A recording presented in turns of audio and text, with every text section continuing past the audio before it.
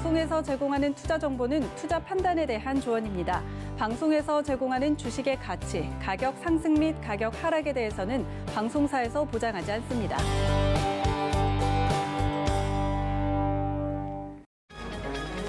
이 시각 헤드라인 뉴스입니다. 도널드 트럼프 미국 대통령이 27일 2조 4천억 달러 규모의 경기 부양 법안과 연방 예산안을 서명했습니다. 이에 따라 미국은 최악의 코로나19 사태 속에서 연방정부가 일시 업무 정지되는 사태를 피할 수 있게 됐습니다. 전국 9곳 2천여 가구가 올해 하반기 일자리 연계형 지원주택 사업 후보지로 최종 선정됐습니다. 이번 공모는 창업지원주택, 지역전략산업지원주택, 중기근로자 지원주택 등 총 3가지 유형으로 구분해 진행했습니다. 음식 배달 어플리케이션 요기요를 운영하는 독일 딜리버리 히어로의 배달의 민족 인수 합병을 심사하는 공정거래위원회가 초광소를 뒀습니다. 배민을 인수하려면 6개월 안에 요기요를 팔라는 내용입니다. 삼성전자가 내년 D램 시설 투자 계획을 월 4만 장 증설하는 것으로 방침을 잡은 것으로 알려졌습니다. 전체 반도체 투자 규모는 올해보다 늘어나지만 대부분 낸드 플래시, 파운드리에 투자하고 D램은 올해 규모 정도만 투자한다는 계획입니다. 네, 시청자 여러분 안녕하십니까? 오늘장 내일장 출발합니다. 한수정입니다. 연휴 잘 보내셨나요? 이번 한 주는 또 3거래일만 지나면 한 해를 마무리하는 폐장일까지 있기 때문에 조금 더 짧게 느껴지는 한 주가 될 것 같습니다. 주말 동안 나온 증권사 리포트를 보니까요. 이제 코로나19 백신이 과연 호재로 작용할 것인가에 대해서 의문을 갖는 내용도 좀 있었습니다. 그만큼 우리가 여전히 코로나19 상황에 있고요. 또 변이 코로나 확진자도 국내에서 발생을 하게 되면서 연말 연시까지도 주의가 필요해 보입니다. 그럼에도 불구하고 우리 증시는 오늘도 굉장히 잘 가지고 있죠. 기관들의 매수세에 코스피 장중에 신고가 다시 한번 경신을 하고요. 이제 삼성전자의 강세 다시 한번 보여지면서 8만 전자를 눈앞에 두고 있습니다. 그 외에 개별 테마 종목들로 움직이는 종목들도 있으니까요. 같이 한번 확인해 보시기 바랍니다. 02-3153-2611 또는 2612번으로 전화 주시거나 100원의 정보 이용료 부과되는 샵 0082로 문자 보내주시면 이어서 종목 상담도 가능합니다. 또 금일 본 방송에서 제공해드리는 정보는 투자 판단에 대한 조언일 뿐 해당 종목의 가치와 수익률을 보장해드리지는 않는다는 점 참고하시기 바랍니다. 자, 오늘장 어떤 이슈들이 있는지 알아보도록 하겠습니다. 펠리즈 투자 리서치 김민수 대표 연결돼 있습니다. 안녕하세요. 네, 안녕하십니까. 네, 이제 또 연휴가 지나고 한 주의 시작을 알리는 월요일입니다. 올 한 해를 마무리하는 글로벌 증시 그리고 경제 지표들은 또 어떤 것들이 있는지 살펴봐야 될 것 같은데요. 하나씩 좀 알려주세요. 네, 일단 이번 주는 3거래일밖에 없습니다. 월, 화, 수가 다고요. 그리고 또 목금은 어떻게 보면 시장이 또 휴장으로 들어가다 보니까 좋은 걸까요? 나쁜 걸까요? 일단 지금 분위기는 시장이 막 타오르는데 거래 수가 좀 더 있었으면 좋겠다 하시는 분들도 있고 하지만 마무리는 해야죠. 그래서 일단 이번 주 관련된 주요 일정들 한번 살펴보게 되면요. 가장 먼저 오늘 같은 경우는 네이버의 자회사 라인 코퍼레이션이 미국의 뉴욕 증권거래소에서 상장 폐지가 됩니다. 그리고 내일은 일본 도쿄 증권거래소에서 또 상장 폐지가 되는데 라인이라는 좋은 회사가 왜 상장 폐지되느냐라고 하실 수도 있겠지만은 세부적인 구조적인 문제 때문에 그렇다고 보시면 될 것 같고요. 특히 이제 일본의 자회사 라인이 이 소프트뱅크 자회사 제트홀딩스와 합병을 하다 보니까 그로 인해서 상대적으로 어떤 합병을 통해서 또 다른 방안을 이어간다라는 관점 쪽에서 바라보고 있고요. 그렇게 되면은 조금 더 어떤 합병에 대한 덩치가 커지는 쪽을 생각할 수 있을 텐데 그런 부분들은 이제 좀 나중 일이고요. 그런데 이제 3월 달부터 이 합병 법인이 발효가 되다 보니까 아마 내년 1분기 쪽에는 라인에 대한 매각 차익이 발생할 걸로 보입니다. 한 네이버 쪽에 한 6조 원 정도 매각 차익이 발생할 걸로 보여지고 있는데 지금 네이버 쪽에는 전혀 주가에는 영향을 미치지 않고 있는 흐름들인데요. 물론 실질적인 현금이 오고 가는 것보다 약간 어떤 구조적인 회계적인 흐름들 때문에 이어진다고 보시면 될 것 같고요. 그런 쪽으로 보게 되면 아무래도 기대감은 높은데 최근에 글로벌 여러 가지 동향들을 보게 되면 상대적으로 어떤 반독점법 관련된 쪽에서 글로벌 정부들이 IT 공룡, IT 대기업들을 견제를 하기 시작하죠. 그런 분위기다 보니까 미국도 마찬가지고 유럽에서도 그렇고 그러면 게다가 또 중국 같은 경우도 알리바바와의 여러 가지 마찰이 나오는 가운데 네이버와 카카오도 이런 발걸음이 아무래도 정부의 약간 어떤 변화가 들어오지 않느냐 안쪽이 내년을 바라보는 여러 가지 부담감도 살짝 들어와 있는 상황들인데요. 그럼에도 불구하고 성장은 계속하는 상황이다 보니까 일단 이런 일회성 이익 관련된 쪽도 한 번쯤은 생각해 봐야 되지 않을까 생각은 들고 있고요. 그 밖에 또, 이번에 또 스펙이 합병이 이번 주에 많이 되는데 연말을 앞두고 스펙 합병이 본격적으로 진행된다는 점 염두를 하셨으면 좋겠는데 오늘 같은 경우는 DB금융 스펙 7호가 합병돼서 코퍼스 코리아로 변경이 됐죠. 근데 아직 어떤 방송 프로그램 관련된 컨텐츠 제작 업체인데 시장에서 반응은 아직 그렇게 크게 다가오지는 않는다라고 보시면 될 것 같고요. 또 하나 내일은 12월 29일 화요일 내일은 배당락이 이어집니다. 그래서 오늘까지 보유하신 분들 특히 시간 외까지 포함됩니다만 매수하신 분들이 배당을 받는 기준일이 오늘이고요. 내일은 배당으로 인해서 가격이 하락하는 효과가 나올 텐데 보통 이제 배당이 어느 정도 영향을 끼치냐라고 봤을 때 약 한 1.5%대 전후 그러니까 기준 코스피 지수로 보게 되면 30에서 50포인트 정도는 내일 하락 출발해서 시작할 것이다라고 보시면 될 것 같은데요.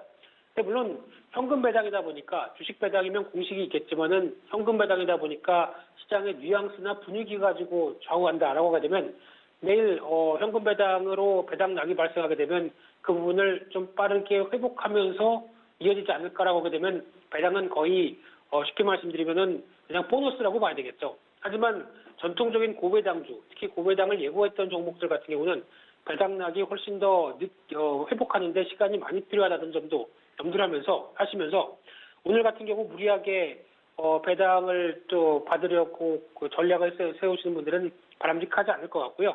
게다가 또 베이시스의 변화도 내일부터 또 주목해야 됩니다. 그동안 좀 비정상적으로 하락했던 현물과 선물의 차이가 이제 본격적으로 이제 선물이 더 높고 현물이 낮은 그런 어떤 전상적인 콘텐고 시장으로 바뀐다라고 했었을 때 어떤 프로그램 매도가 컸던 부분들이 변화가 나올 수가 있겠죠.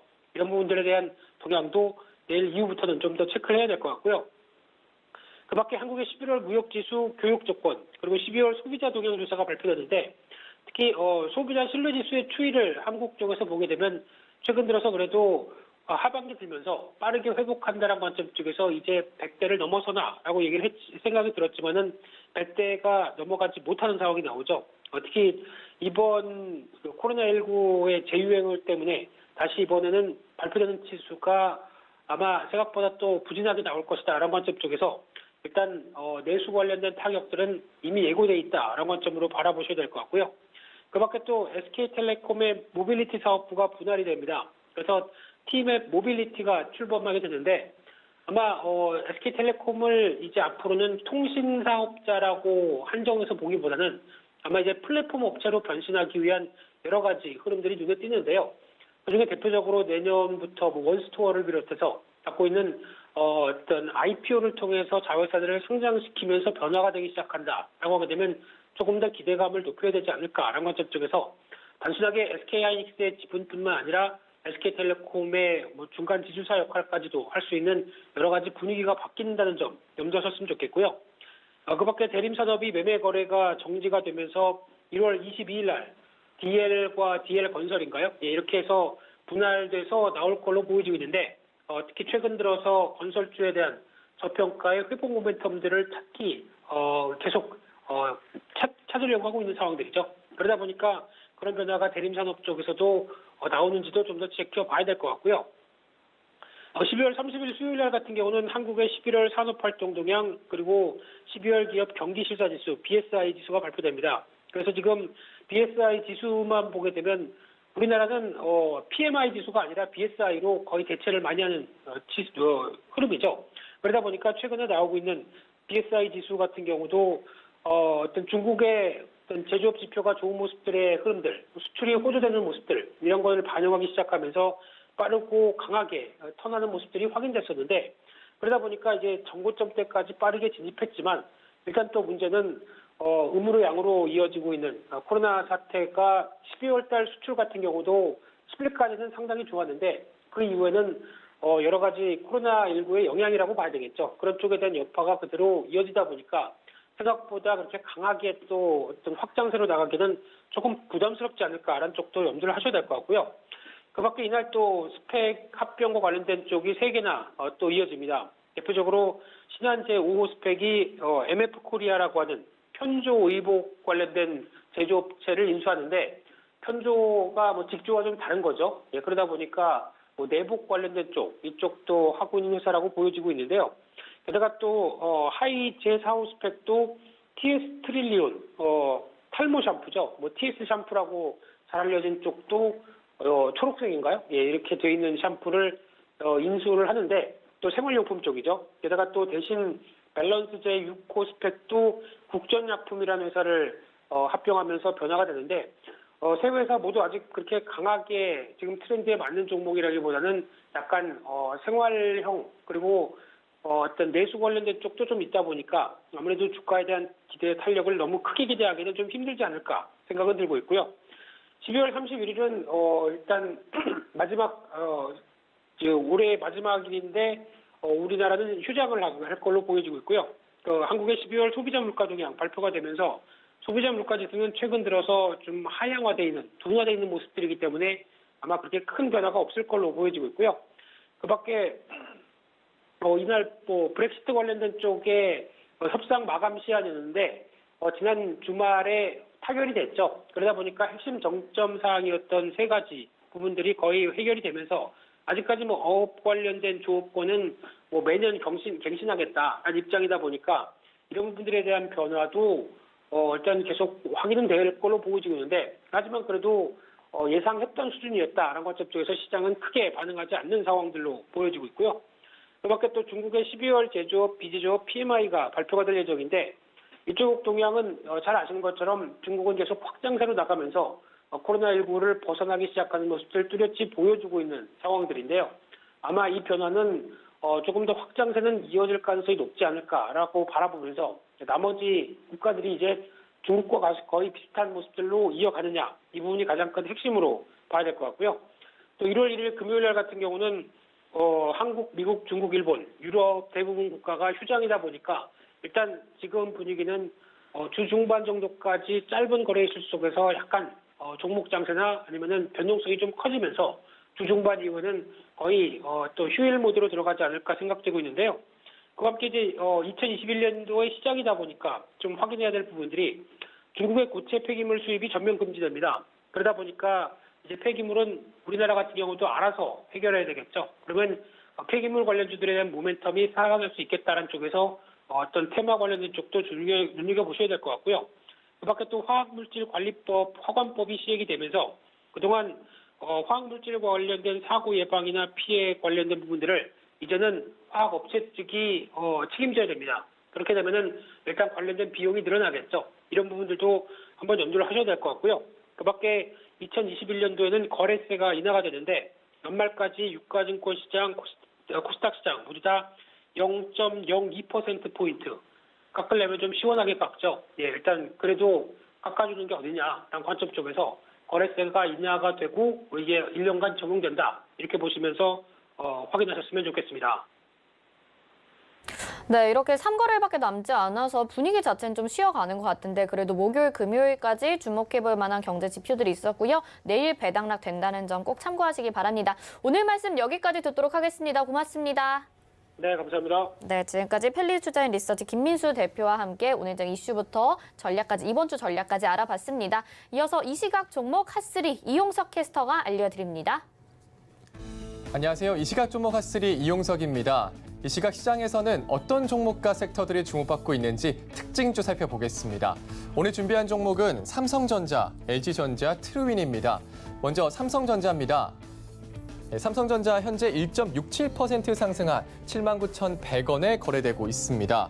삼성전자가 사상 처음으로 8만 원을 돌파하면서 최고가를 경신을 했습니다. 7만 전자 달성했다는 소식 전해드린 지 정말 얼마 되지 않은 것 같은데요. 삼성전자의 연말 특별 배당 기대감이 커지면서 매수세가 몰린 것으로 풀이됩니다. 장 초반에 8만 100원까지 치솟으면서 52주 신고가를 경신했습니다. 그야말로 파죽지세라고 볼 수 있겠는데요. 주가 상승 배경 적용으로 내년 반도체 업황 전망이 좋다는 기대감도 함께 있지만 오늘은 아무래도 배당 기대감이 가장 큰 것으로 분석됩니다. 계열사의 배당 확대를 통해서 고 이건희 회장의 상속세 자금을 마련할 것이란 관측이 계속 나오고 있기 때문입니다. 배당 기대감에 오늘 신고가 경신한 삼성전자 살펴봤고요. 자, 다음은 LG전자입니다. 네, LG전자 현재 15.18% 상승한 12만 9천 원에 거래되고 있습니다. LG전자가 지난주 이 매출액 기준 세계 3위 자동차 부품사인 마그나와 손잡고 전기차 부품 합작사를 세우겠다고 밝혔었는데요. 오늘 다시 상승세 타고 있습니다. 특히 기관이 많이 담고 있습니다. 그동안 LG전자 주가는 8만 원에서 9만 원대를 유지했었는데요. 지난 23일 이 마그나와 전기차 부품 사업을 협력하겠다고 밝히자 상한가도 기록하면서 11만 9,500원으로 급등을 했습니다. 다음 날에는 6%대로 좀 넘게 하락을 하면서 조정을 받는 듯 했는데 오늘 다시 장이 열리자마자 상승세 타고 있습니다. 신설벤처의 지분율은 LG전자가 51%, 마그나가 49%를 보유할 것으로 알려져 있습니다. 마그나는 자율주행 기술을 갖추고 있어서 애플이 자율주행 자동차를 생산할 경우에 부품을 만들 가능성이 높다는 분석도 함께 나오고 있습니다. LG전자 살펴봤고요. 자, 마지막은 트루윈입니다.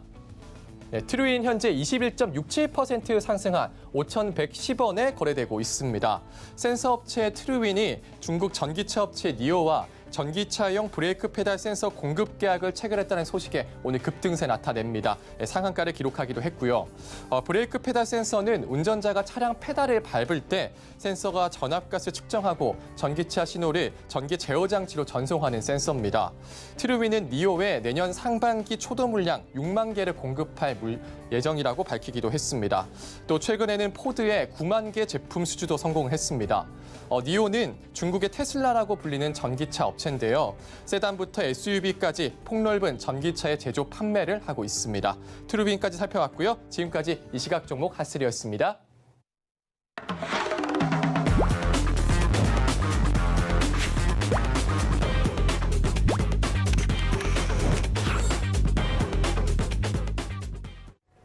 네, 오랜 시간 동안 세계 경제를 지배해온 월가에서 10여 년간 몸담았던 브라이언 대표와 함께하는 시간입니다. 월가의 늑대 브라이언 대표 전화 연결돼 있습니다. 안녕하세요.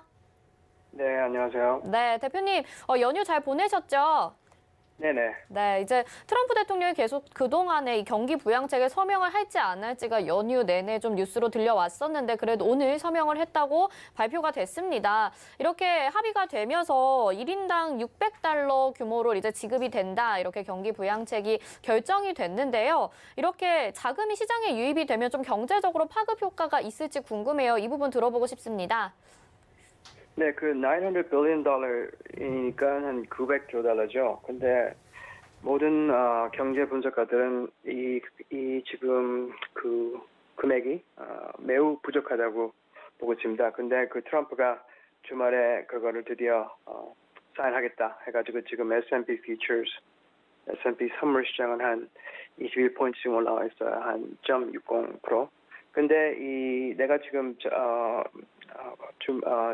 준비한 자료 PPT를 보면 이 두 번째 지원금은 경제 GDP 효과에 별로 영향가 없다고 명확하게 나타나 있어요. 그 맨 첫 번째 자료를 보면 그 GDP quarterly real change at annual rate 그걸 보면 그 분기로 나눴는데 그때 코로나가 생길 때 2차 분기 그때 한 GDP가 35% 내려왔잖아요. 근데 돈을 풀자마자 3분기에 29.91%로 GDP가 성장이 됐어요. 그게 왜 그러냐면 경제 활동이 제로로 됐잖아요. 3월 달에 코로나 터지고. 그래서 이제 어느 정도 한 4분기까지는 경제가 이제 회복이 돼가지고 지금 이제 경제가 이제 좀 성장되려고 그러는데 지금 또 돈을 풀잖아요. 근데 이거는 지금 벌써 경제 활동 회복이 된 상태에서 돈을 푸는데 그 다음 페이지를 보면 그 세 번째 PPT 보면 그 Fiscal Policy Dumps and Relative GDP Growth가 있어요. 그러니까 3월 달에 2,200조를 풀었는데 GDP에서는 1,290조 달러 GDP Growth가 있었어요. 근데 지금 이 estimation이 이거 $900 billion 지금 풀었잖아요. 그러니까 900조 달러. 근데 이번에 900조 달러를 푸는데 GDP 4차 분기 GDP는 128조밖에 효과가 없어요. 그 다음 페이지를 보면 이제 달러로 이제 이거를 지금 보고 있는데 3월 달에는 1불 70전을 풀면 1불이 GDP에 성장에 도움됐는데 이제는 7불 1전을 더해야지만 1불의 GDP 성장에 지금 도움이 되고 있어요. 쉽게 얘기해서 이게 뭐냐면 사업가가 은행에서 10억을 빌려서 사업을 하는데 이따가 보니까 돈이 더 필요한 거예요. 그래서 이제 100억을 빌렸어요. 근데 그 100억의 이자를 갚으려고 그 자기 개인 사업에 지장이 너무 되는 거예요. 그래서 개인 사업도 개선이 안 되고 개인 사업가가 그 자기 사업을 성장하려고 돈을 빌렸는데 그 어마어마한 부채 때문에 자기 사업이 잘 안 돌아가는 거야. 그거랑 지금 똑같은 상황이 지금 벌어지고 있습니다. 네, 말씀하신 걸 들어보니까 그러면 실질적으로 경기 부양에는 회복이 될지 모르겠다, 도움이 될지 모르겠다 이렇게 좀 들리고 부채가 더욱더 부채를 크게 만드는 것 같은 상황이 예상이 됩니다. 이렇게 부양책들을 내놓게 되면 결국에는 부채가 더 많아지게 되는 거긴 하잖아요. 이렇게 되면 경기 상황이 더 악화될 수도 있을 것 같아요. 어떻게 보시나요? 아니 지금 악화되고 있습니다. 지금 차트를 마지막 5번째 PPT 차트를 보면요, 그게 공채랑 개인 부채를 다 더한 거예요. 그러니까 지금 미국의 지금 정부에 대한 부채는 26 trillion dollars, 그러니까 한 2만 6천 조 달러인데 지금 이 모든 공채랑 개인 부채를 더하면 한 8만 1천 조 달러인데 이걸 이 지금 차트를 오른쪽으로 보시면 지금 오른쪽에 좀 파란색, 그 하늘 파란색을 보면 그게 지금 8만 1,000조 쪽으로 지금 그 부채가 지금 나와 있는데 그 검은 그 블루색잖아요. 이 내려가는 거. 그거를 보면 그게 지금 GDP percentage growth예요. 그러니까 GDP가 얼마나 지금 흔들리고 있나. 잘 될 때는 계속 GDP랑 같이 갔는데 지금 그때 2009년에도 GDP가 크게 떨어졌고 한 마이너스 4%로 근데 지금 2021년 2020 에스티메이트는 한 마이너스 7%, 마이너스 7%, 마이너스 8% 그쪽으로 갈 것 같은데 그 회색 라인 있잖아요. 그 회색 라인이랑 그 하늘색 블루 라인이랑 그 큰 틈을 보십시오. 이 틈은 지금 벌어지고 있습니다. 그래서 이거를 뭘 말하냐? 중앙은행이 QE1, QE2, QE3, QE4 뭐 이런 돈 푸는 거는 지금 부채만 엄청 늘고 있지 GDP 효과에 아무것도 없다. 그래서 이따가는 이게 드디어 터져서 에코리 시장에 증권 시장에 엄청 영향을 주지 않을까 저는 생각합니다. 일단 부채가 더욱더 늘어나고 있고요. 이게 실질적으로 GDP에는 영향을 주지 않고 있다. 경제는 더 악화되고 있는 것 같다라고 말씀해 주셨습니다. 오늘 말씀 여기까지 듣도록 하겠습니다. 고맙습니다. 네, 감사합니다. 네, 지금까지 월간 늑대 브라이언 대표였고요. 이어서 도너 리포트로 이어집니다.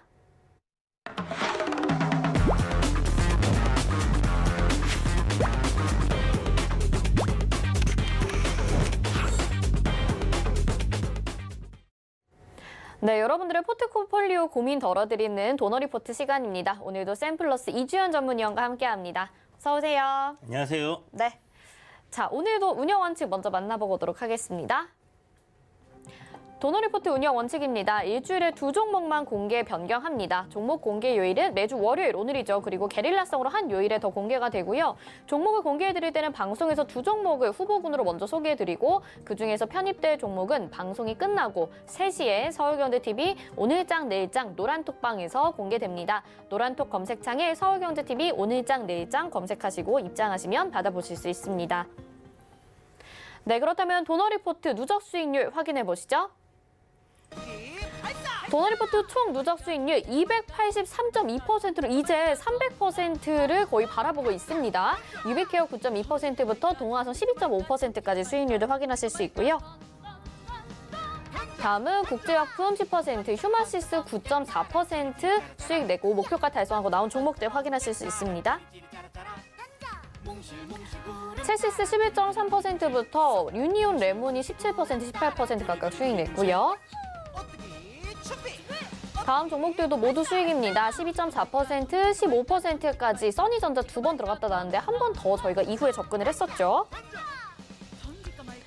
SM의 9.2%, 진양산업 7%, 여기 IA 15%고요. 7% 이상의 수익률도 확인하실 수 있습니다. 네, 포트에서 제외된 동목들도 있긴 하고요. 영화금속이 22.7%, 비덴트, MS, 오토텍, 이제 최근의 종목들로 다가가고 있습니다. 네, 프로텍 2.6% 약손실이었고요. 아이큐어가 15.1% 수익, 한농화성이 10% 가까운 수익 기록을 해줬었죠. 써니전자가 다시 한번 9.3% 목표가 달성하고 나오고요. NEW 12%, 사마알미늄이 46.6%를 기록을 합니다. 자, 그럼 현재 포트 보시겠습니다. 현재 포트 총 2종목 담겨 있습니다. 벽산과 메디포스 남아있는 가운데 이 종목들도 AS 봐주실 것 같아요. 네, 일단 이렇게 수익이 난 종목들은 누적 수익률로 계산이 되어서 지금 누적 수익률이 거의 300% 가까이 되고요. 현재 포트에 담겨있는 종목들도 하나씩 확인해 봐야 될 것 같습니다. 위원님, 200%를 말씀드렸던 게 엊그제 같은데 네. 이제 거의 300%예요. 네, 올해 안에 300%를 좀 달성하고 싶은 욕심이 있었는데 네. 좀 힘들지 않을까라는 생각이 듭니다. 아직 2거래일 정도 남긴 했지만 네. 약간 힘들 것 같고요. 그래도 좀 수익률 좋게 올라와서 기분 좋은 것 같아요. 네, 사마알미늄이 되게 효자 노릇을 많이 했던 것 같은데 이런 종목들이랑 포트에 담긴 종목들 AS 부탁드릴게요. 네, 오늘 그 포트폴리오에서 지난주 이제 목요일 날에 이제 마지막 날 편입을 시킨 종목인데 로부스타가 목표가를 제가 굉장히 조금 높게 잡은 게 아닌가 하는 생각이 좀 듭니다. 아쉽게 오늘 그 VI 발동되는 가격이 25,550원이었는데 한호가 차이로 VI는 발동이 안 되고 지금 조정을 받는 그런 흐름을 보여주고 있고요. 어저께 이제 말씀드렸을 때 19,000원 이하로 내일 정도 반등 정도의 흐름을 본다라고 말씀을 드렸는데 지금 시세는 일단 이미 나왔습니다. 그럼 여기서 이제 끝나는 거냐라고 생각을 해본다면 로봇 관련 테마들은 거의 이제 바닥권에서 이제 새롭게 좀 올라오는 그런 형태의 테마이기 때문에 제가 봤을 땐 단기간에 끝날 테마가 아니다라는 생각이 듭니다. 그래서 1차적으로 지금 현재 한번 시세를 강하게 내면서 17,500원을 돌파를 한 가격대가 있는데 이 가격대 위에서의 박스권 흐름이 이어지고 기간 조정 이후에 상승하는 흐름이 이어질 가능성 높다 이런 생각이 듭니다. 물론 뭐 바로 시세 치고 올라가는 흐름이 나올 수도 있겠다는 생각은 드는데요.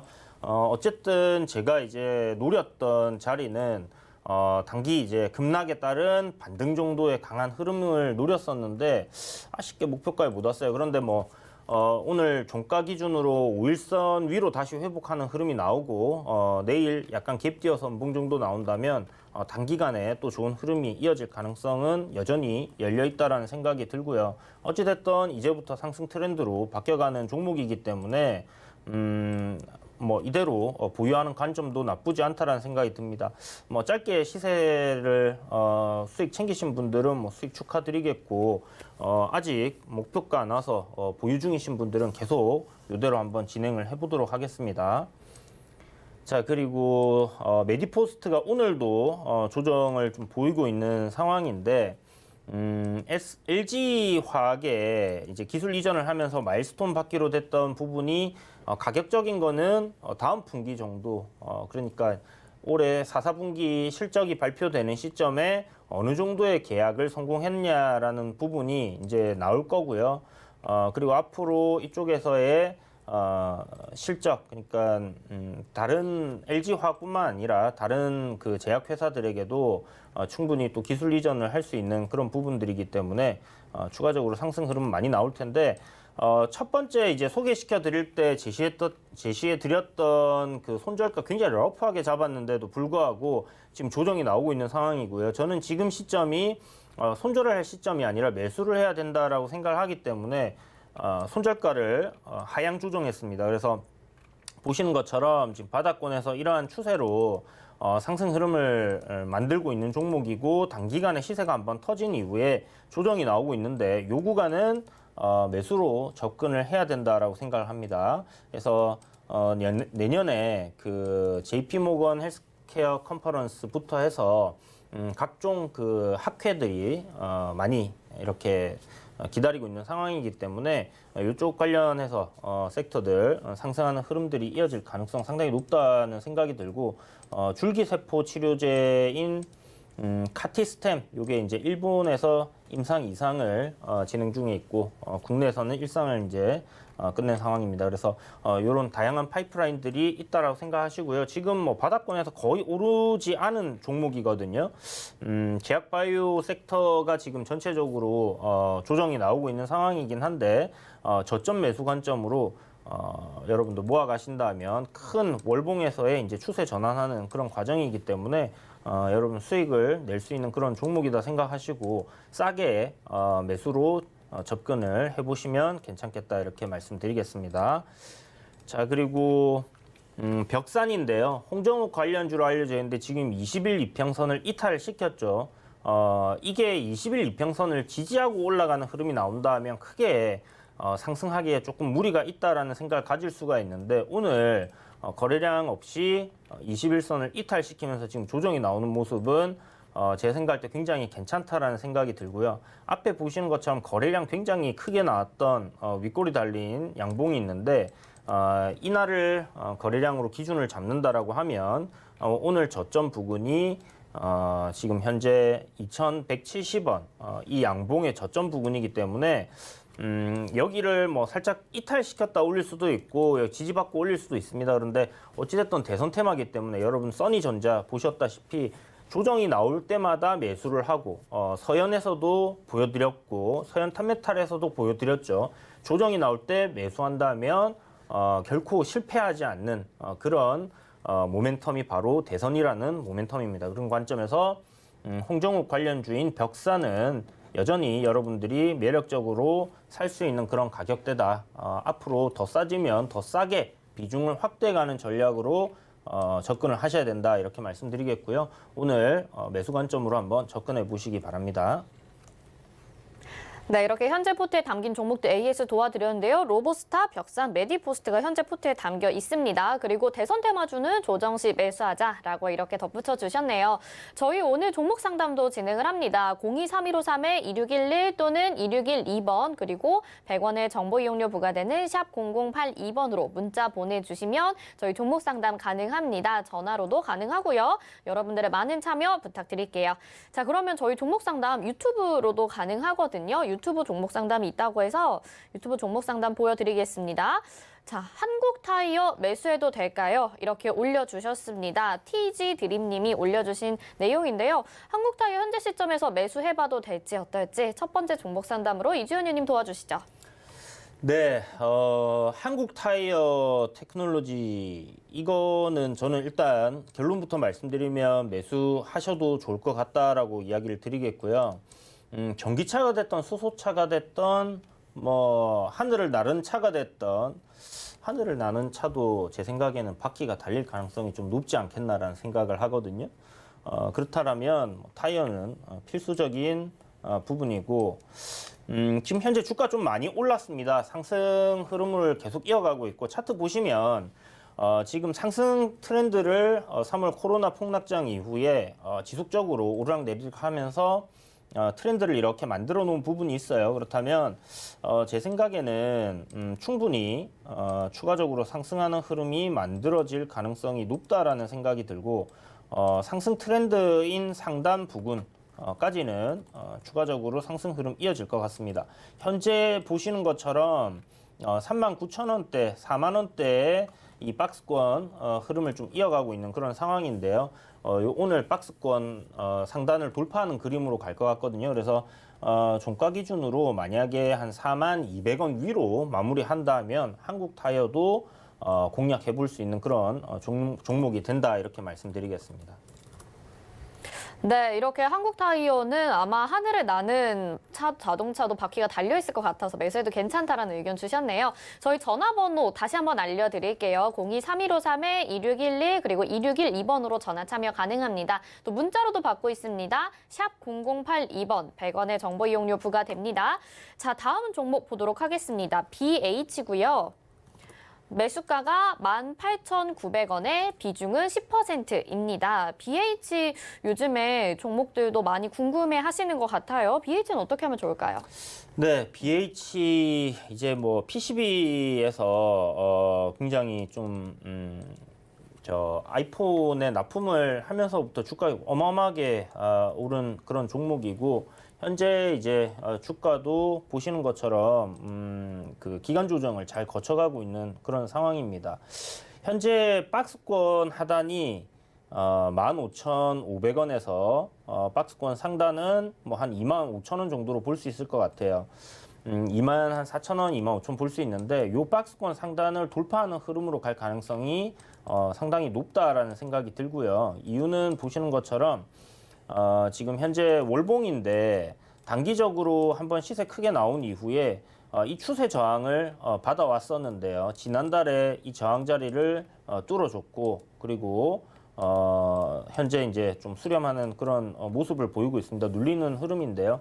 박스권 하단 부분 지금 단기적으로는 27,000원 정도가 되겠고 추세 지금 수렴하는 구간이기 때문에 이런 식으로 이제 수렴을 하고 있는 그런 상황이기 때문에요. 저점 매수를 한다 하면 저는 이 박스권 상단까지는 단기 매매가 가능하고 여기 돌파 여부는 거래량이 어느 정도 나오면서 상승하는지 흐름을 좀 지켜봐야 될 것 같은데 뚫어줄 때 한 10만 주 정도, 20만 주 이내에 거래량이 나온다면 BH에는 추가적인 상승 흐름이 만들어질 가능성 상당히 높다. 25,000원까지 한번 가져가 보신다면 괜찮을 것 같다라는 생각이 듭니다.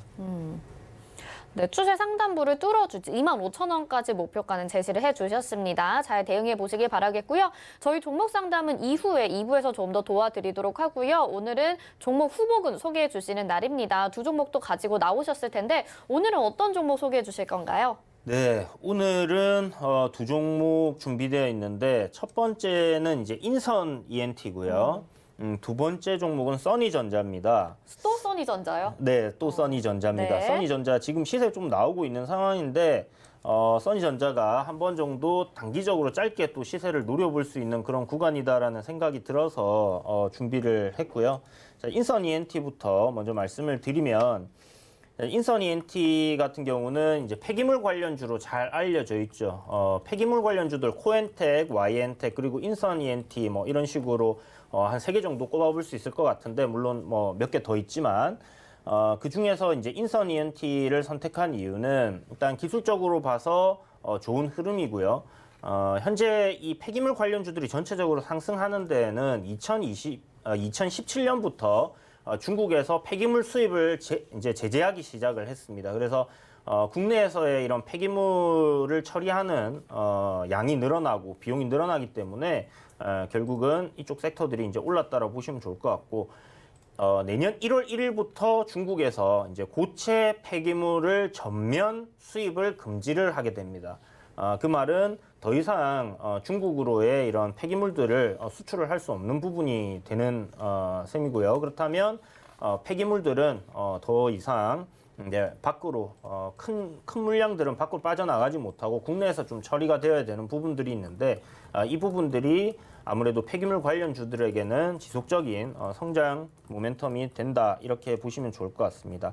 실적을 보면 뭐 꾸준하게 지금 상승 흐름을 타고 있고 매출이 매년 17년부터 한 100억 이상씩 이렇게 증가를 하는 그런 상황이고요.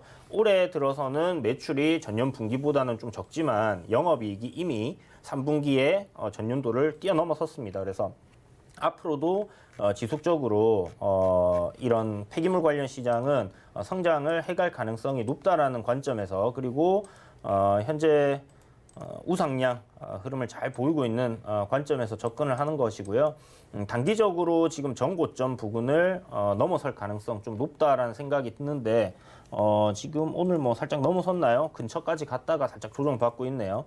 자, 그리고 두 번째 종목인 써니전자입니다. 자, 써니전자는 뭐 도노리포트 애청자분들께서는 더 이상 설명이 필요 없는 종목이지 않을까라는 생각이 드는데 안철수 관련주이자 요번에 이제 그 서울 보궐선거에 출마를 한다고 했기 때문에 서울시장 후보 관련주다라고 보시면 좋을 것 같고 보궐선거 이제 4월에 하는데 얼마 안 남았습니다. 그죠? 그리고 연휴, 그러니까 증시가 안 열리는 31일부터 해서 다음 주 월요일까지 해서 이렇게 좀 이야기들이 야당에서 좀 많이 나오지 않을까라는 생각이 들어요. 그런 관점에서 지금 현재 조정받다가 상승 추세로 전환한 이후에 눌리는 그런 과정을 거쳤다라는 생각이 들기 때문에 써니전자를 한 번 더 준비를 했다 이렇게 보시면 좋을 것 같습니다.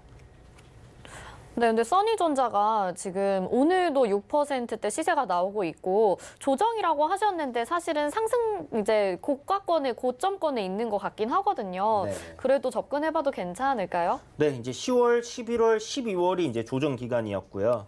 그리고 출마한다 얘기를 하고 뉴스에 나오고 이제 급등이 나왔는데 이제 저희 그때 목표가 달성하고 이제 네네. 했잖아요. 그리고 이제 하루 이틀 정도 기간 조정 거쳤기 때문에 제가 봤을 때 써니전자는 충분히 앞으로 더 상승할 가능성이 높다라는 생각이 들고요.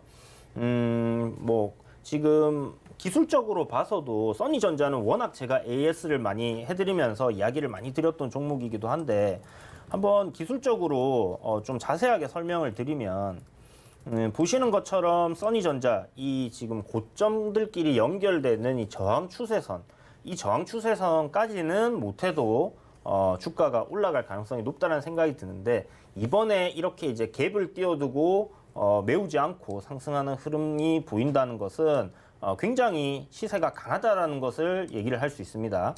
그래서 그런 관점에서 지금 오늘 뭐 반등 흐름이 잘 나오고 있는데요. 개인적인 생각으로는 지금 5,200원이 추세 저항인데 여기를 돌파하고 신고가까지도 충분히 갈 가능성이 높지 않나라는 생각이 듭니다. 그래서 안철수 의원 뭐 관련주뿐만이 아니라 대선 테마들, 정치 테마들 이런 것들 말씀드렸던 것들은 단기간에 시세가 나왔다고 해서 그냥 끝나는 게 아니라 조정이 또 충분히 나오면 여러분들 언제든지 공략을 할 수 있는 그런 종목들이다라고 생각을 하시면 좋을 것 같고요. 앞서 이건 이제 갑자기 생각나서 말씀드리는 부분인데 사마 알미늄을 김부겸 관련주로 제가 말씀드렸잖아요. 김부겸도 결국은 행정안전부 장관을 했지만 지금은 차기 대선 주자로 그리고 아직 서울 보궐선거에 나올지 안 나올지 결정은 안 됐지만 나올 가능성 상당히 저는 높다라고 생각이 들거든요. 사마알루미늄이 2차 전지로 급등이 나왔다가 지금 단기간에 조정이 나왔고 제가 요거 목표가 달성한 날 지난주 크리스마스 이브였죠. 이브 날 여러분들께 저점 매수, 종가 매수 해보시면 다음날 반등 나올 거라 말씀드렸는데 이렇게 또 시세가 나왔었어요. 이게 바로 이제 뭐 로부스타랑 거의 뭐 비슷한 관점에서 여러분들께 이렇게 말씀드렸던 부분이고 제가 이게 저렇게 거래량이 터지면서 급락이 나오는데도 매수를 하시라라고 이렇게 말씀드릴 수 있는 부분은 역시나 확실한 모멘텀을 가진 종목이기 때문이다. 이렇게 생각을 하시면 좋을 것 같습니다. 그 확실한 모멘텀은 결국 대선 그리고 정치 테마주들 지금 시간이 임박하기 때문에 그렇게 상승하는 흐름으로 갈 수 있다라고 보시면 좋을 것 같아요. 근데 이게 지금 좀 걱정인 부분이 네. 3시에 이제 어떤 종목을 할지 공개를 해야 되는 부분인데 네. 그 전까지 시세가 너무 많이 나와버리면 또 항상 이런 부분들이 이제 도너리 포트에 편입을 할 때 좀 문제가 되는 부분이거든요. 그렇지만 너무 급등을 한다 하면 종목을 뭐 2개 중에 다른 걸로 교체할 수도 있다 이렇게 좀 생각을 해주시면 좋을 것 같습니다. 네. 자, 뭐 이미 힌트가 나온 것 같습니다. 오늘 두 후보분 중에 편입될 종목 궁금하신 분들은요. 노란톡 들어오시면 됩니다. 서울경제TV 오늘장 내일장 이렇게 검색하셔서 입장하셔도 되고요. 옆에 나가고 있는 QR코드 찍고 입장하시면 여기에 대한 정보 받아보실 수가 있습니다. 지금도 뭐 써니전자는 6% 이상 7% 가까이 상승해주고 있는데 오늘 인선 ENT가 될지 써니전자가 될지 여러분 같이 한번 확인해 보시기 바랍니다. 자, 그럼 이주연 위원님은 여기서 인사드리도록 하겠습니다. 고맙습니다. 네, 감사합니다. 네, 금일 본 방송에서 제공해드린 정보는 투자 판단에 대한 조언일 뿐 해당 종목의 가치와 수익률을 보장해드리진 않습니다. 자, 이어서 저희 마감인방 60분의 승부에서는요. 여러분들의 종목 상담 두 분의 위원님 도와주십니다. 방금 이주연 전문위원님과 함께 또 박원재 전문위원님이 여러분들의 종목 고민 해결해 주시니까요. 이따 2부에서도 여러분들 많은 참여 부탁드리도록 하겠습니다. 오늘장 내일장 여기서 마치도록 하겠습니다. 시청해주신 여러분 고맙습니다.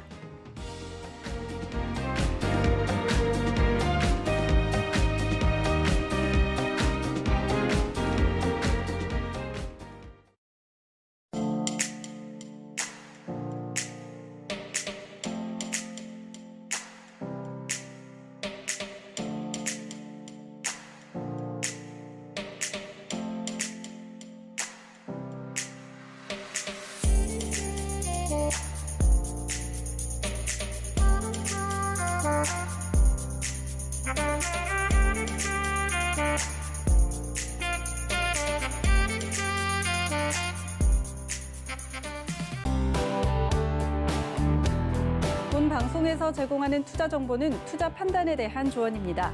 방송에서 제공하는 주식의 가치, 가격 상승 및 가격 하락에 대해서는 방송사에서 보장하지 않습니다.